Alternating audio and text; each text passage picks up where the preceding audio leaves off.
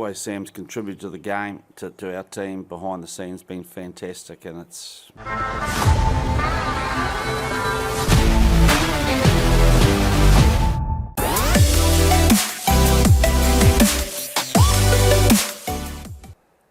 Heck of a final. It's always high emotion, both sides of the fence in a final, and this will be no different. 12-11, and I just firstly want to congratulate South Africa on what they've achieved. They've showed a lot of character and tenacity through this tournament. That's 3 close games that they've come out the right side, so they're doing something right. So congratulations to them on a magnificent tournament. For us, it's heartbreaking, and I looked at the effort of our team and the way we played, and came back and gave ourselves a really good crack at that in that second half, particularly with the red card in the first half and the sort of the damage that decision made. So overall, incredibly proud of our team, but we've got a pretty disappointed shed. Obviously, commiserations to you both. I'd like you both to address this, Ian. Before it turns into a David Beckham moment back home, it's so unfortunate, the red card for Sam, and there's no malicious intent in that at all. But I'd just like you to speak about the inspiration that he's given this team throughout this tournament. And Sam, if you could just, I know it's so bloody hard, but tell us what the emotion is going through you at the moment as well. It must be so tough, mate. Yeah, well, I think we've all seen the way Sam's contributed to the game, to our team behind the scenes, been fantastic, and it's worthy of being captain of the All Blacks, which is a fantastic honour and a privilege, and I think he's carried that magnificently well. I'm incredibly proud of him and proud to coach him, and it's a tough old day at the office when that happens, and he'll be feeling a lot of emotion, I guess, but and so there's a few issues there. One is you look at the decision and think, okay, well, it is what it is. We can't control that, unfortunately. Well, I didn't feel we got the rub of the green in that first half, so we had to try and make our own luck, but that was one that went against us. But the second thing is the heart and soul that the team showed afterwards, and to stay in that fight, and I think that's largely due to the spirit of the group and the spirit of the leaders, and even though Sam wasn't on it, he was a big part of that. So yeah, so just so much hurt right now. It's actually hard to find the words to explain it. But it's hard because you're feeling so much hurt, but at the same time you're so proud of the group and how they fought back. And really gave ourselves a good shot at winning that game. So I think it speaks volumes of the group as a whole. They're a fantastic group of men who care so much about playing for the All Blacks. They care so much about making New Zealand proud. So, as Fozzie said, there's a lot of heartbreak in the sheds right now, and it's hard. Sam, could you just give us your read on the red card and what you made of it, and also you, Ian, afterwards, if you could? Look, there at the time, I wasn't even aware. It sort of caught me off guard, the fact that he'd stepped back. But look, we've been at this tournament for 2 months now, and anything around the head has ramifications, and look, I'm not here to discuss whether it's right, wrong, or what happened. Nothing can't be changed, and it's something unfortunately I'm going to have to live with forever.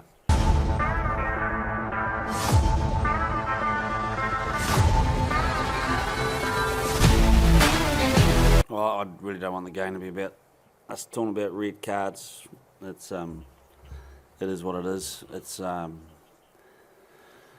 There'll be plenty of time to analyse that. There didn't seem to be. There was an attempt to wrap. There didn't seem to be a lot of force in the contact. The hit on Artie had a lot of force going into that contact and had a direct contact on the head. So the game's got a few issues it's got to sort out, and that's, I know that's not sour grapes, but it's, you've got two different situations with different variables, and one's a red card, one's a yellow card.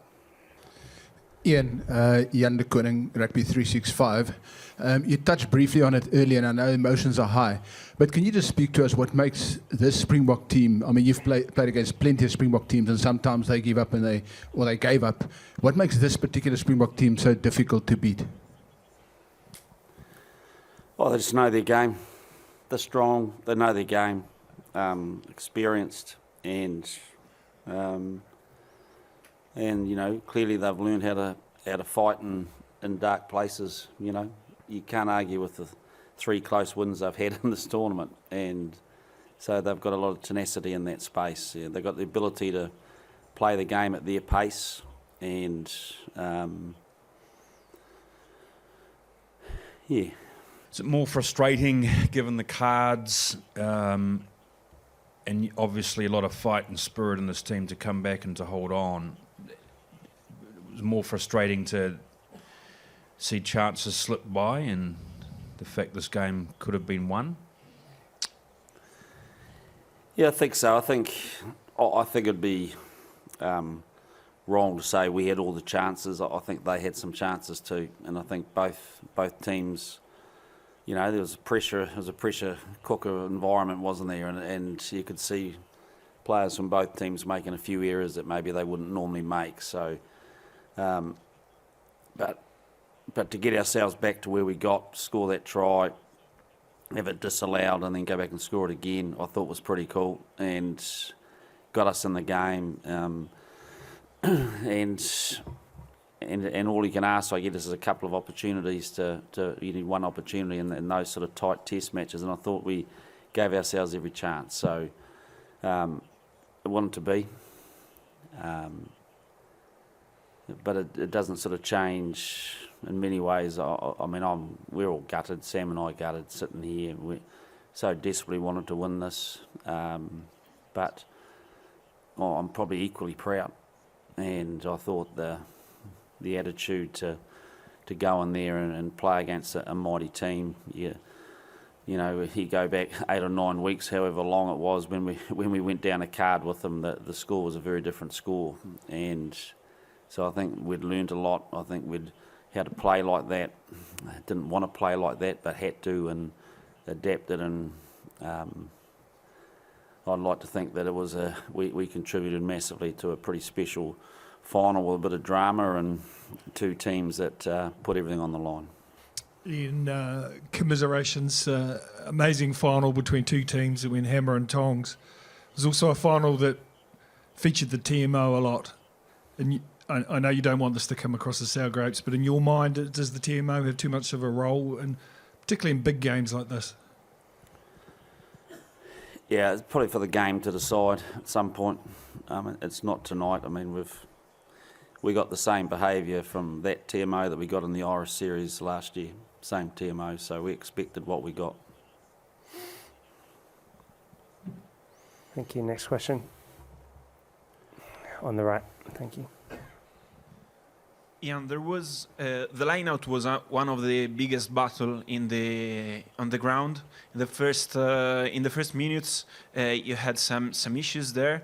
Then you fixed it, but you throwed mainly at the front. It was for the weather, for the conditions, or it's Zita's choice because the opposition left you the front of the line? Yeah, a little bit of everything there, to be honest. They do leave you the front, and so there was a while there, you know, particularly in that second half, we were quite happy to take it because it was really becoming sort of a carry retention type game, wasn't it, in those conditions? The ground was a bit slippery, the ball was a bit slippery, so winning the ball became the number one priority. But, you know, I think our line-out went well. I thought we disrupted theirs and put them under pressure in that space. So, you know, it's... and you know, we had a couple of really good line-out wins on their ball that I think we squandered a little bit and gave the ball back to them a little bit too quick. So there's look, there's always going to be some things that we'll regret, but you know, the effort, and I thought that part of our game went well. Thanks. Next question here. Yep. Ian, with Sam off the field, Geordie shifted into the scrum for the scrum battle. Was there a discussion at half-time about whether keeping him in the midfield to sort of defend against the set piece from the Springboks, or keep him in that scrum? Yeah, you have that strategy. You either go one way or other. We felt we needed to. The Springboks through this whole tournament have shown a desire to scrum for penalties. We didn't want to give them that out. In fact, I thought we were the one putting them under pressure in the last part of that game. So we really felt that we'd take the chances, and we were willing to concede a bit of wide space, which they were pretty efficient at taking, but we may have lost 20 or 30 metres, but at least we got the ball back. So one of those strategies you play. Happy with what we did, by the way. The end of your journey with the All Blacks, with some ups and downs. What will you keep out of it? What were my what? Sorry. It's which memories will you keep of your journey with the All Blacks that's coming to an end? Oh, I'd say there's a lot more ups and downs. To be fair, it's a privilege. It's not something that you just sort of you hope you get, and it's a privilege to have, and I've been privileged to be part of a special group of people. What's the highlights? Probably today. We lost, but what you want as a coach is to get your team on the big stage, and to have your team put their best foot forward. And like I said, didn't get the result. The circumstances we had to adapt to, but couldn't be more proud.